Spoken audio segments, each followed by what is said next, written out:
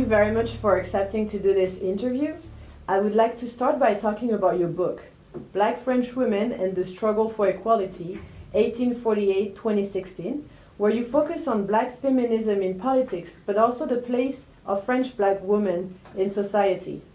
How do the experiences of black women in France vary according to their class, origin, generation, and nationality? Thank you, Honorine, for inviting me. Thank you for your question. The book, Black French Women and the Struggle for Equality, is about how gender, race, class, and also how colonial history shape the experience depending on the context and the period, the meaning of citizenship, of belonging, and also being a woman in the French context. By French, you have to understand that we mean in the book Félix Germain and I, and also all the other contributors. France Métropole, continental France, but also the former colonies of sub-Saharan Africa and also the Caribbean, but also black women who are not of French nationality in the French context. For example, I think of Jane McNear, former member of the Black Panther Party, who lived in the north of France. So to answer your question, you don't have a unique answer or unique definition on what it means. But you can understand that being shaped by the history, long history of slavery, post-slavery, and also of the departmentalization in the French Caribbean, for example, defined for black women such as former deputies of Guadeloupe have a relationship to France of law, of the request of equality, different from the ones of women from Cameroon, for example. In the book, you have a contribution by Rose Ndengue on black women of Cameroon in the construction of nationalism in Cameroon and also of anti-sexism in a post-colonial context. And these women, for example, drawn upon the resources that colonial law gave them paradoxically, to defend the right to voice, the ideal of what could be imagined about in an independent Cameroon.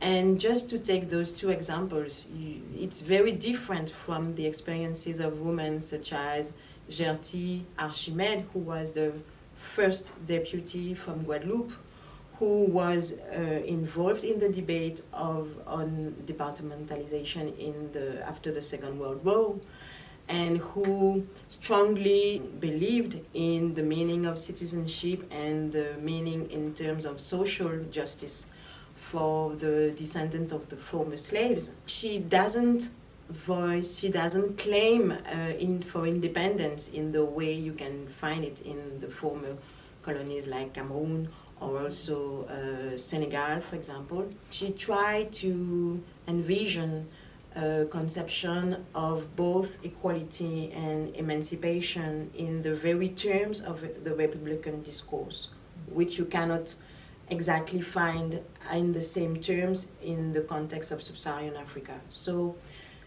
on a political plan and also in terms of colonial history, those two examples give you an idea of what it can be to be black, to be a woman, to be involved in politics, but to shape different experiences, for example.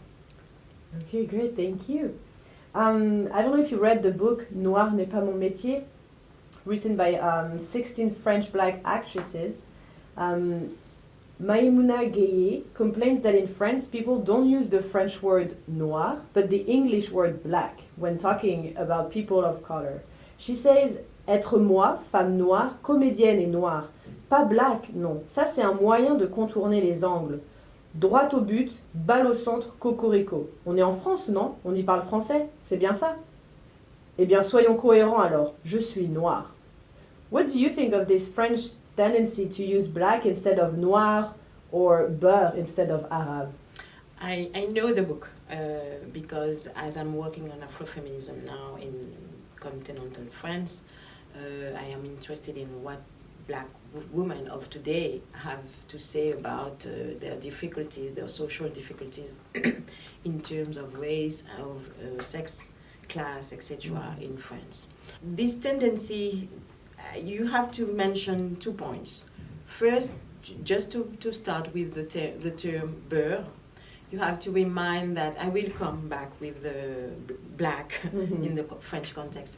But I would like to say that you have to pay attention to who say what and who is talking about which topic. Beurre was firstly invented by people of Maghrebian descent in the 80s to describe in a way of being critical to their social position in France at the first voice. And this term was transformed by the media and journalists after the March of 1983, transforming the goal of equality, of la marche pour l'égalité et contre le racisme, in the la marche pour les beurs, transforming the first spelling of the march in another one that most reduces it in terms of identity. So I am not sure that today you have the new generation of young people from Maghrebian descent who describe themselves as Beur. But the transformation of the term says a lot about the power relations at stake in the meaning, in the explaining of the place of people of children of the immigrants of the former French colonies in the metropole. About black, indeed, you're right. In France, you have this tendency by white people for most of the occurrences of the term to be not only reluctant but to feel ashamed about saying the term noir as if it was an insult or as if it was something ugly, something odd. But this tells a lot about what I could call an ethos of the French society about racial relations. That is the majority, and also the institutions, don't officially voice the social identities in terms of race and ethnicity. So white people feel uncomfortable to say openly the color, but the real problem with that is that it says a lot about the difficulty to address openly the problems entails by social inequalities in terms of race. You cannot separate absolutely inequalities in terms of social class and in terms of race. By this kind of politiquement correct, French politiquement correct, it says about how to avoid a kind of taboo in the public arena and also to hide the real processes of race relations and also discriminations and power relations based on race. And to keep going on that topic, I'm sure you're aware of what happened after the World Cup, the recent one. But to get the context around, so on July 2018, France won the World Cup. And that same day, Trevor Noah tweeted, "Tonight, congratulations to Africa on winning the 2018 Men's World Cup." A few days later, the French ambassador wrote, "By calling them an African team, it seems you're denying their Frenchness." This exchange brought up a debate about the meaning of being French and the repercussion of colonization. In the introduction of your book, Black French Women and the Struggle for Equality, you talk about Christiane Taubira and how the legitimacy of her nationality and citizenship was challenged when she proposed a law granting gay equal marriage rights. So could you tell us, in your opinion, what does it mean to be French when, even though you're born in France, your skin color stigmatizes you as an immigrant? First, I have to comment about the context of the World Cup, because the letter of the ambassador, it was in New York, if I remember well. Yes. I gave this letter to American students I had in Paris, and we discussed on the terms of the letter and also of the general debates on that. These debates and also the experience of Christiane Taubira as two different problems. But if I try to relate the two problems, it tells a lot about how to be French and something else at the same time. I guess that at this moment it was complicated for players of soccer players who are from African descent and who are also French, to be recognized as only African at this moment. You had a very strong debate on that on the social medias, and soccer players also, from some of them who replied to that. The letter of the ambassador, to me, reveals the French conception, if we can say that, the official, the legal conception of French nationality, into the one that is meaningful for the law, that doesn't take into account origins, that doesn't take into account sex, belongings, backgrounds, etc. That is the official principles of civil law defining French nationality. But beside that, you have a very strong belief in France, transmitted by school, but transmitted by also public discourses on belonging to the Republic. This way of belonging to the Republic is also a definition of what it is to be a French citizen in terms of behavior, of values, ideals shared by every citizen, in terms of manners. I think not only in terms of official discourses, I also think in terms of law, of the request of assimilation from candidates to naturalization in France. When people who want to become citizens, they have to attest, to give proof of their knowledge of French culture. You also have that in the US. But in the official request, you have this meaning, this definition of showing the proof of being candidate to assimilation as a first step of being a French citizen. So this reveals a conception of citizenship as a kind of anthropology of what is it to be a citizen. I mean that it's not only legal, it's also a way of living, a way of behavior, a set of beliefs on the community, and also the common belonging to the Republic. So when you mention the problem of the skin of color, it also says one thing more on this anthropology. It says that it's not only, if it's important, the belonging, you have a suspicious conception on what is the authentic, genuine belonging of the French citizens. People who live in France who are not white often remind the question, d'où venez-vous? Vous venez d'où? Where are you from? And this where are you from is not in terms of nationality, it's very often in terms of ethnic origin. It's not just the place you were born, it's your anthropologic genealogy in terms of ethnicity.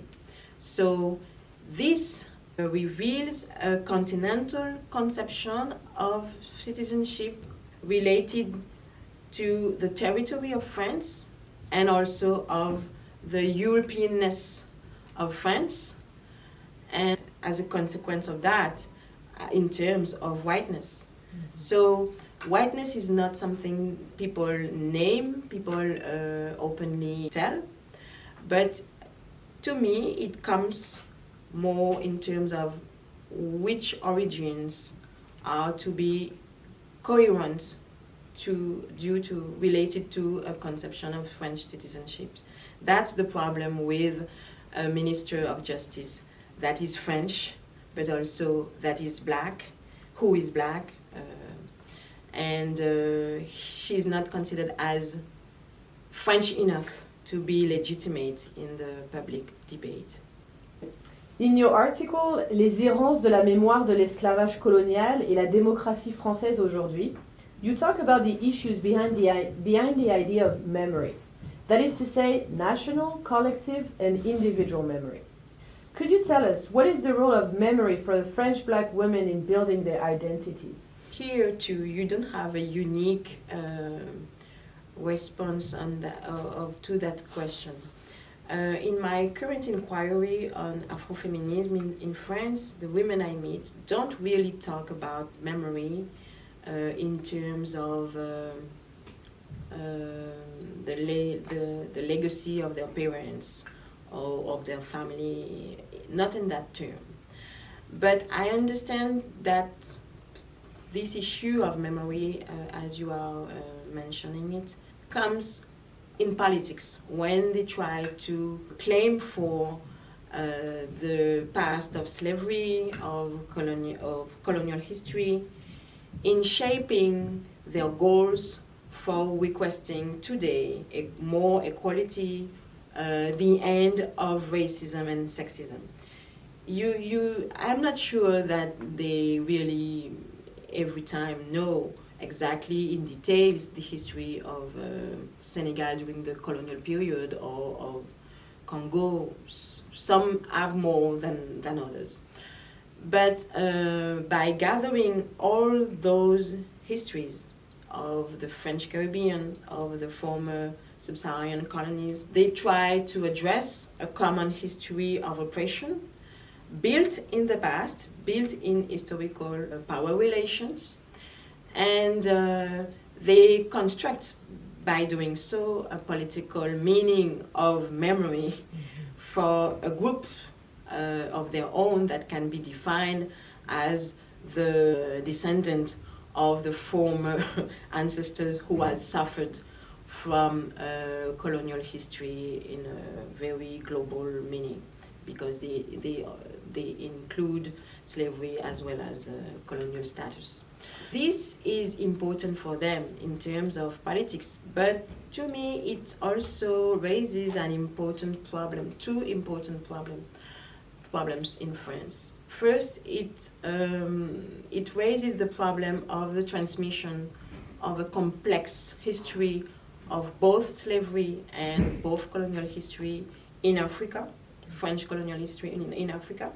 What school, and in particular high school, is willing to explain, to transmit to the pupils, French pupils, or whatever their origins.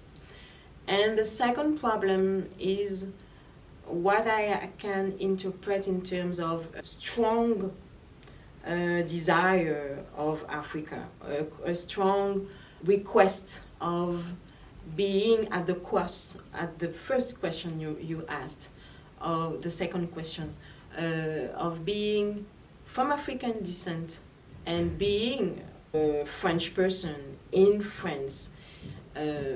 So the political build of memory, to me, also address the difficulties in France to mix different identities in terms both of historical background but also in terms of ethnicities, and the fact that people today have to strongly politicize this past says a lot about the reluctancy of French society and French majority to say the less on a past that is still in debate and still that still make people uncomfortable about it, the colonial past. Mm-hmm. So this is still the debate on memory and identity and politics is still an ongoing debate in France, and I don't think that it will stop in the next years. But if I have to think about the relevantness of this debate, would be can the mythology of the national story, the récit national, can be more complex and more inclusive on all those very dark pages of French history, as well as the one with the French who are from Jew identity and others. So there's still long to be debated about that. Yes, there's still some work. So for my last question, can you tell us about your talk, which is entitled "On the Cunning of National Reason: French Postcolonial Dispute over Race, Gender, and Equality"? What will it be about? Tonight I will talk about an issue that was raised in the last fall in the public debate. Public, it's a big word. It's in the small world of the academia among sociologists and historians about social inequalities in France.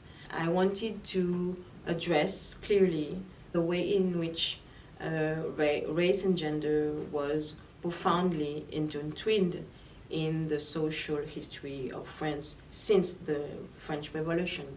But I want to draw upon my research on the post-slavery French Caribbean and the history of citizenship in this context, and on my current research on Afrofeminism that addresses leaning on the knowledge, even if it's not a scientific knowledge by those social actors of the past. They address the problem of the link between the history of former domination in the colonies and their current condition as daughters of immigrants of African descent. So I will try to invite the audience to think of the epistemological stakes of this kind of debates in France that we can still have today, and the way in which I consider that we have a lot to imagine in terms of emancipatory horizon for social actors, first for people from African descent, but also for more broadly the majority of the French citizens. Okay, thank you very much. Thank you.